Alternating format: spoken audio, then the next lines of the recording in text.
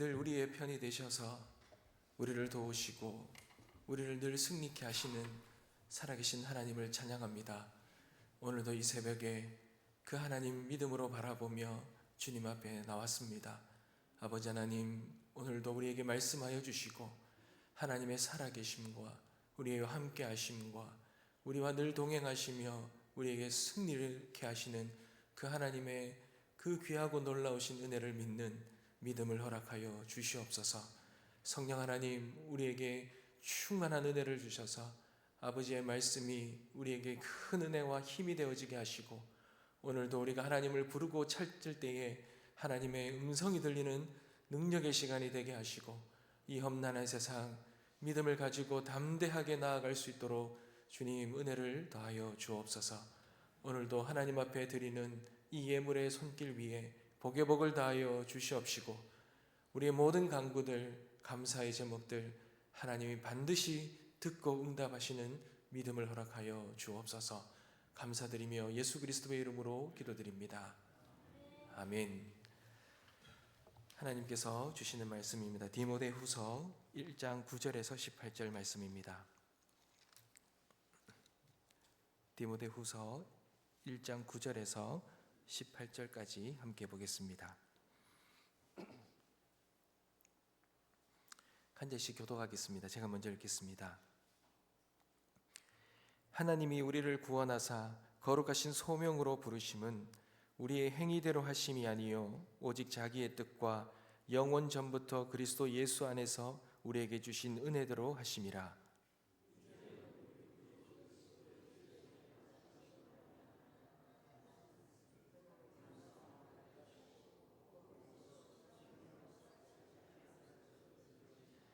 내가 이 복음을 위하여 선포자와 사도와 교사로 세우심을 입었노라.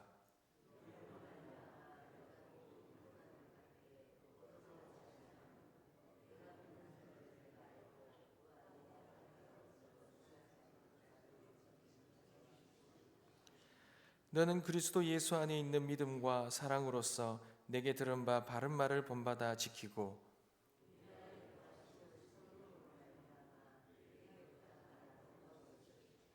아시아에 있는 모든 사람이 나를 버린 이 일을 내가 아나니 그 중에는 부겔로와 허모게노도 있느니라.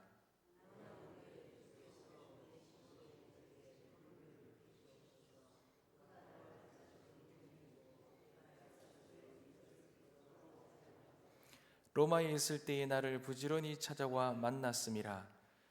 원하건대 주께서 그로 하여금 그날의 주의 긍휼을 입게 하여 주옵소서.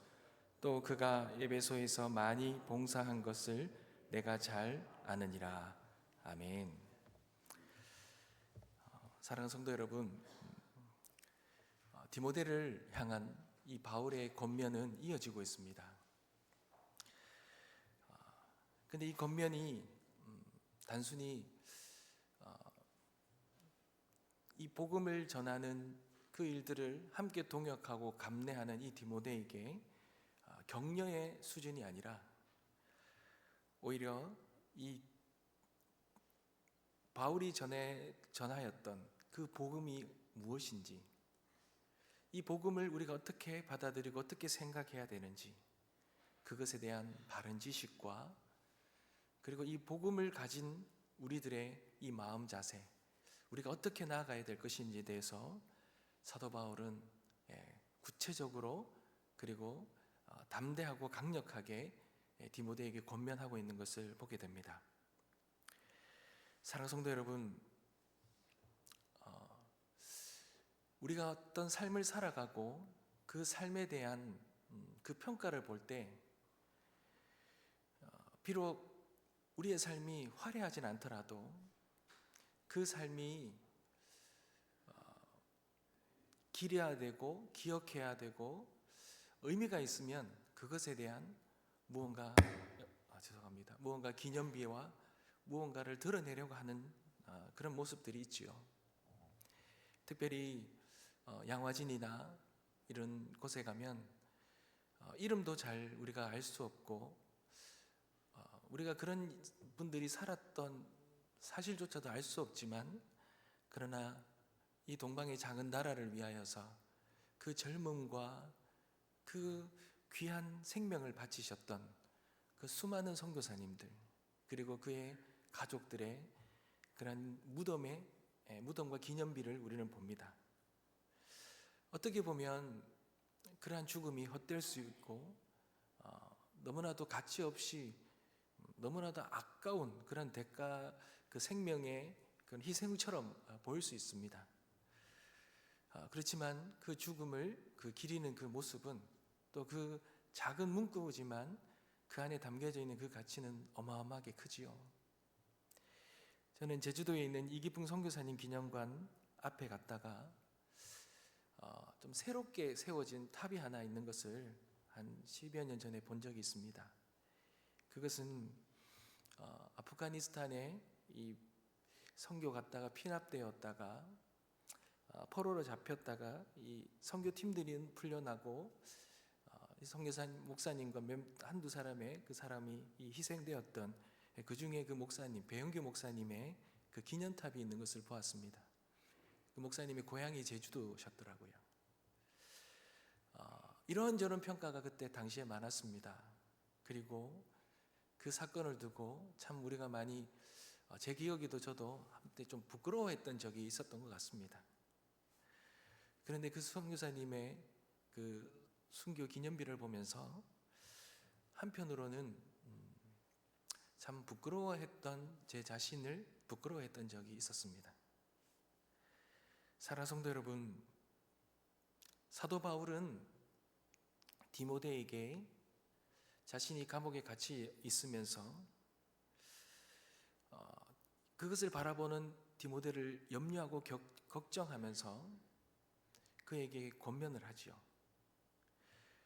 옥에 갇힌 자기를 부끄러워하지 말라, 이렇게 말합니다.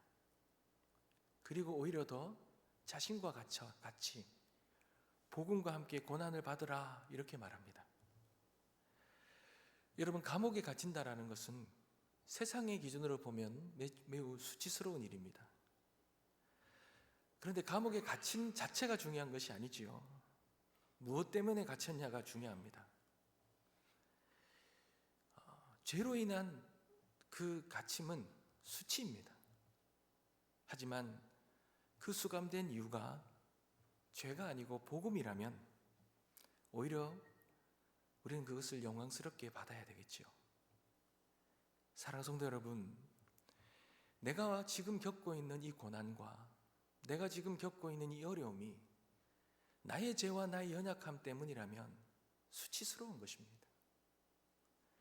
그러나 내가 겪고 있는 이 고난과 아픔과 힘듦이 하나님 때문이라면, 그분 때문이라면, 그분이 우리에게 주신 그 말씀 때문이라면 우리는 그것을 수치스럽게 여기는 것이 아니라 오히려 자랑스러워해야 되겠지요. 사랑하는 성도 여러분, 바울은 지금 옥고를 치르고 있지만 죄수의 그 신분을 수치스럽게 여기지 않습니다. 자신의 그 모습을 수치스럽다면 그가 전한 복음도 부끄럽기 때문에 그렇지요.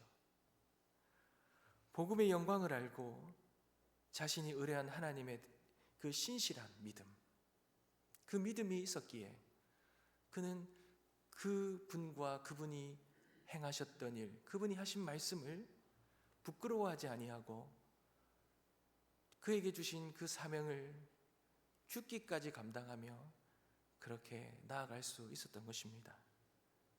사랑하는 성도 여러분, 우리 그리스도인들은 우리가 기대하고 바라야 할 것은 고난 없는 순탄한 삶이 아닙니다. 고난 중에도 구걸하지 않는 순전한 믿음을 우리는 사모해야 합니다. 우리가 부끄러워해야 할 것은 복음이 아니라 오히려 복음에 합당하지 않는 삶입니다.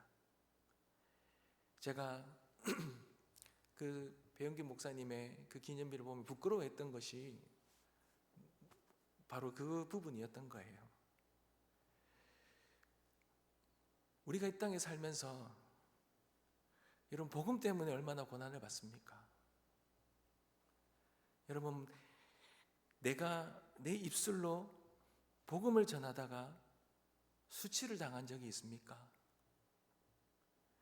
내가 있는 공동체와 내가 있는 자리에서 나의 믿음과 신앙 때문에 사람들에게 뭔가 망신을 당하거나 무시를 당하거나 그랬던 적이 있습니까?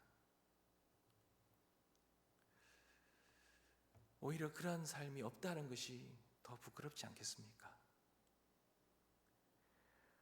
오히려 나의 삶과 나의 연약함과 나의 죄악과 내가 행한 일과 나의 말 때문에 세상의 수치와 조롱을 당하는 것은 어떻게 보면 당연한 것이겠지요. 그러나 우리의 삶 속에 하나님 주 때문에, 주님 때문에, 그분의 복음 때문에 그 어떠한 세상으로부터의 그런 핍박과 어려움이 없는 그 삶을 오히려 부끄러워하며 그것을 전하며 받게 되는 그 고난을 조금 더 꺼리끼지 아니하고 물러서지 아니하고 그만한 가치 있는 복음을 위하여 담대하게 주님 앞에 나아가는, 하나님 앞에 섰을 때에 부끄럽지 않는 그런 저와 여러분의 믿음의 삶이 되시길 간절히 소망합니다. 사랑하는 성도 여러분, 바울은 그가 어떤 고난 속에서도 물러서지 않을 만큼 그 참된 가치가 복음 안에 있다고 오늘 우리 읽은 말씀에 담대하게 선포하고 있습니다. 오늘 우리가 읽었던 9절 말씀에 보면 우리가 행하셨던 이 구원, 그리고 우리를 부르셨던 그런 모든 소명은 우리가 잘나고 우리가 뭔가 뛰어난 그런 행위가 아니라 하나님의 일방적인 주권과 계획과 뜻 가운데서 우리에게 주어졌지요. 근데 그 안에서 행하셨던 일이 무엇입니까? 10절을 보십시오. 이 복음 안에는 구원을 위한 하나님의 계획이 있었고 역사가 있었습니다. 자격을 묻지 않는 은혜가 있고 그리고 죽음을 이긴 생명력이 여기에 있는 것입니다. 우리 구주 예수의 나타나심으로 말미암아 사망을 패하시고 복음으로써 생명과 썩지 아니할 것을 드러내셨습니다. 이 놀라운 생명의 능력과 생명의 놀라운 은혜가 이 복음 안에 있었던 거예요. 근데 이 복음 때문에 우리가 생명을 얻었고 이 복음의 참된 가치를 전하기 위해 우리가 부름받았는데 어찌 이 세상의 형통과 이 세상의 어떤 복과 비교할 수도 없고 이 세상의 그 어떠한 명예와도 비교할 수도 없고 그것을 받았고 부르심을 입은 그것에 대한 그 영광, 그 감사함, 그러니 내게 맡겨주신 직분이 얼마나 큰지를 우리가 기억하고 그 부르심으로 인하게 겪게 되는 그 고난과 그 어떠한 것도 부끄러워하지 아니하고 엄청난 너무나도 크고 놀라운 가치가 있음을 기억하고 그것에 대한 확신 때문에 담대하게 나올 수 있었다고 바울은 말을 하는 것입니다. 사랑하는 성도 여러분, 그렇습니다. 우리가 부끄러워하지 아니하고 담대할 수 있는 것은 이 복음에 대한 확신 때문입니다. 확신이 없으면 흔들리는 거예요. 확신이 없으면 우리는 부끄러워하는 것입니다. 사랑하는 성도 여러분, 우리는 더욱더 복음 위에 굳건히 서야 될 줄 믿습니다. 확신을 가지고 담대하게 믿음의 삶 살아가게 되시길 주님의 이름으로 축복합니다. 사랑하는 성도 여러분, 사도 바울은 오늘 이 본문에서 어떤 특정인의 이 실명을 거론하는 장면이 나옵니다. 어떻게 보면 이 두 부류의 사람을 말하지요. 오네시보로라는 사람과 부겔러와 허모게네라는 사람을 언급합니다. 여러분, 이 사람들은 상반된 삶을 살았던 삶입니다. 쉽게 말하면 오네시보로라는 사람은 바울이 참 고마워하는 사람입니다. 바울이 고난 가운데 있을 때, 감옥에 있을 때, 특별히 로마 감옥에 투옥되어 있을 때 아시아의 많은 사람들은 이 사도 바울을 부끄러워하고 그를 버렸습니다. 그런데 특별히 이 오네시보로라는 사람은 바울을 격려하고 자신이 복음으로 인해 사슬에 매인 사실을 전혀 부끄러워하지 아니하고 그를 위로하고 도왔던 참 고마운 사람이죠. 바울은 그의 집을 축복합니다. 그의 삶이 긍휼히 여김을 받도록 기도합니다. 이 복음에 함께 동역하고 함께 힘을 합친 그 사람에게 하나님의 복이 임할 것을 간절히 구하는 거죠. 그러나 이와는 반대로 이 부겔로와 허모게네라는 사람은 이 고난이 두려워 복음의 자리를 떠난 그런 대표적인 사람이죠. 사도 바울은 그 두 사람에 대한 그 모습을 참 부끄러운 모습으로 그렇게 실명을 언급하고 있는 것을 봅니다. 사랑하는 성도 여러분, 복음에 합당한 복음을 전하는 그 일에 동역하는 그 복된 이름은 하나님의 은혜와 복을 빌고 그것을 받게 되는 그런 축복이 거하는 삶이었고, 그러지 아니하고 오히려 복음의 앞에 고난당함을 두려워하고 수치스럽게 여기며 그것을 떠난 이 부겔로와 허모게네의 이 이름은 너무나도 수치스러운 대표적인 이름이 되어버린 것입니다. 사랑하는 성도 여러분, 우리는 어떠한 삶의 사람입니까? 오네시보로라의 그 복된 삶입니까? 이름입니까? 아니면 부겔로와 허모게네라는 그럼 하나님 앞에 부끄럽고 수치스러운 이름으로 기억될 것입니까?